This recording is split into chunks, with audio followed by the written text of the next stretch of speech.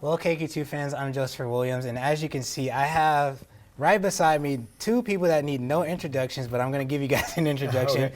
We got Matt and Jeff Hardy, the TNA World Tag Team Champions, and like I said, these guys don't need any introduction, but you guys are the greatest tag team of all time. So I just wanted to give you guys that, and I thank you guys for joining us, and appreciate you for sitting down with me.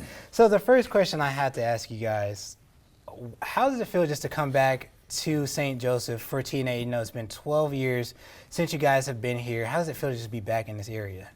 It's really exciting because TNA is on such a resurgence, you know what I mean? TNA over the last 8 months has been white hot. You know, we've been selling out events, we've been doing these insane post-show meet and greets, myself and Jeff, and it's a lot of things are clicking. Joe Hendry is clicking. I think Nick Nemeth was good as the world champion. You know, now he's decided to betray us, but I think Jeff and I, we've helped out with the tag division, and we're in a very special stage of our career right now. It's just amazing that TNA is thriving so much, and we're coming back here to this market we haven't been at in over a decade.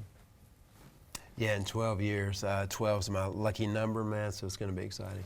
So you guys obviously been doing this for almost 30 years now. You guys have just been everybody's favorite tag team.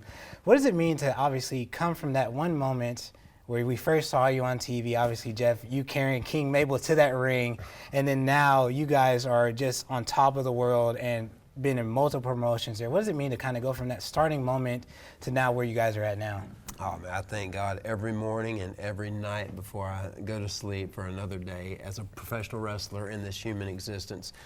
Pro wrestling has given us so much within our lives, and now that we both have kids, it's so cool to be a father and still be a pro wrestler, to be competing at the level we are. It feels great, so I'm very grateful each and every day, and there's a lot more left in the tank. And I think it really is, like a lot of our early catchphrases were dare to dream and exist to inspire. And I think we were two kids who dared to dream. You know, we've been doing this for 33 years now. Our first match was in 1992. And we got the opportunity to go to WWE as extras. And we were going to get beat up, and we knew that. But we thought we had enough talent. If we kept working hard, they'd see something in us and we'd get an opportunity, and we bet on ourselves. And fortunately, it worked out, you know. And then, you know, we did the thing. We would carry Mabel. If they needed us to get beat up, whatever it was, we would do anything. And then 1997, 98, they ended up signing us to a contract, and lo and behold, you know, 28 years later, we're here. We opened the doors at King of the Ring. Yes, you did. That's the other thing I was trying to remember. Yeah. So let me ask you, obviously, there's always the don't try this at home. And you guys, regardless if we were kids, we still tried it at home because we wanted to be just like you guys. What made you guys want to just take those bumps and, you know, bring that excitement to fans across the world? I mean, I think they started doing that whole campaign because of us. You know, because our story that we're self-trained on a trampoline and we did everything at home. They're like, whatever you do, don't try this at home. Don't be like the Hardy Boys, even though they're one of our featured acts, you know. Jeff, my go-to with kids that say that now, yeah, we got in so much trouble as kids, man, breaking beds and couches and all that stuff. And I said, well, yeah, I just want to make, did you do this before you jumped? Of course we did. Okay, it's all good. And we hear that daily, you know, from like people who were young kids, and they're like, oh my God, I got in so much trouble with my mom because I was doing swantons onto the bed, or I was doing leg drops onto the bed or the couch, and we broke it. Man, you got me in so much trouble, but thanks for the great childhood, which, you know, it's fun times. And as you can imagine, we hear that all the time, thanks for the childhood. So now this run in TNA, we're hoping to become a part of people's adulthood. Yes.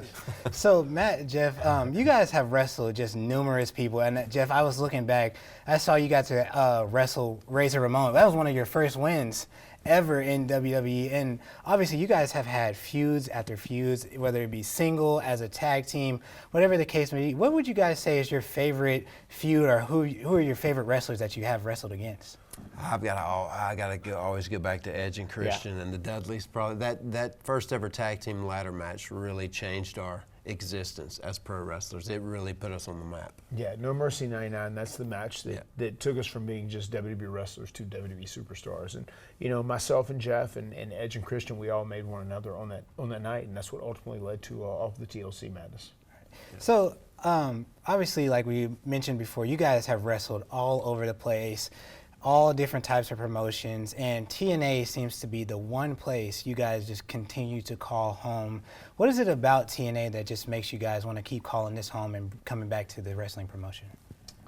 I feel like TNA has been a great place for us to be creative in different ways. I feel like Jeff did some of his most amazing work. 2000, 2011, 2012, 2013, where he was actually a bad guy, really, truly a bad guy for the first time ever, and it was really fun watching him do that. And then whenever I'd returned, after working in some other places, and I came back and we did Broken Matt and Brother Nero, and they had the whole Broken universe, and we made cinematic matches cool, and it's crazy because it kind of set the pace and set the trend before the pandemic happened.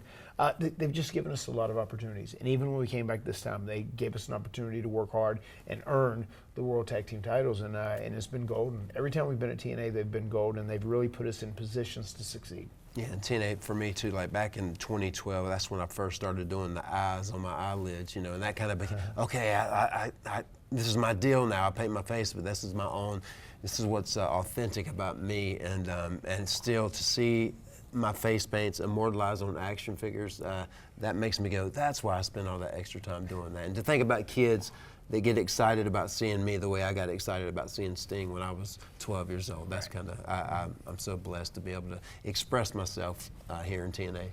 So Jeff and Matt, I have just a couple more questions here for you guys. My buddy Darren upstairs wanted me to ask you guys, obviously he's a big fan of Joe Hendry, just like a lot of people are. And obviously you guys have had your success at being at the top of the world, whether it be you being ECW champion, you being WWE champion and world heavyweight champion. What advice would you give to, you know, somebody like a Joe Hendry or somebody on the come up of being that top wrestler in a wrestling promotion? You know, we're actually very close with Joe Hendry, and we've tagged with him a couple times, and we have a great working relationship with him. And the best advice I can give him right now is while he's young and he's single, he doesn't have kids, and he's not married, like, man, milk this for all you can. You know what I mean? Like, he's white hot, and he's doing amazing as champion. He's great online. He knows how to promote himself. Everything you can do, if you can do appearances, if you can do TV, if you can do wrestle somewhere else, get everything in that you can now, like take advantage of, because you never know when this ride's going to end. You know, you never know if you're going to get hurt. You never know if it's going to, you know, you're going to lose your popularity or whatever it may be. You know, get it in while you can. Yeah, I'm still trying to like model myself after Joe Hendry, and trying to figure out how to work this social media the way he kind of works, and Matt as well. That they know how to work it, man. So I'm still kind of novice when it comes to that, but I'm slowly getting there. But Joe, man, authenticity, man, he's got it. Right. And just last question here for you guys. Obviously, TNA is going to be in St. Joseph March 28th and the 29th. What can they just expect from, obviously, you guys, but the entire TNA roster when you guys come here to the Civic Arena? You can expect the Hardy Boys out there rocking and rolling like it's 2000, 2001, 2002. That's what we do. We take a lot of pride in that. We're going to have some great matches. We're going to defend our TNA World Tag Team titles, and also we're going to be looking for Nick and Ryan Nitmuth, because they just betrayed me recently in a cage, and they've took some pretty strong shots at both of us already. So they're up on our radar. Yeah, total nonstop action without a doubt. And this kid named Leon Slater, man, this might be a spoiler, but he's been like teaming with us from time to time, and I think there might even be a move called the Twist of Slate that's going to be coming out pretty soon, and he might start finishing people with that. But he does a Swanton 450. Seeing that guy in real life, in person, is just such a treat. He too. He grew up in England, right? And Jeff was his favorite wrestler, and he was so excited when Jeff came to TNA and he met him. So he's kind of like been with us too. He's our protege in some ways. So it's been great working with him. And he's 20 years old. He's got so much talent. The world is his. Perfect. Well, we appreciate you guys, Matt, Jeff. Thank you guys for stopping by KQ2. Thank you. We hope to see you guys March 28th and 29th. And if you are interested and going, you can get your tickets at TNAWrestling.com. Thanks, guys.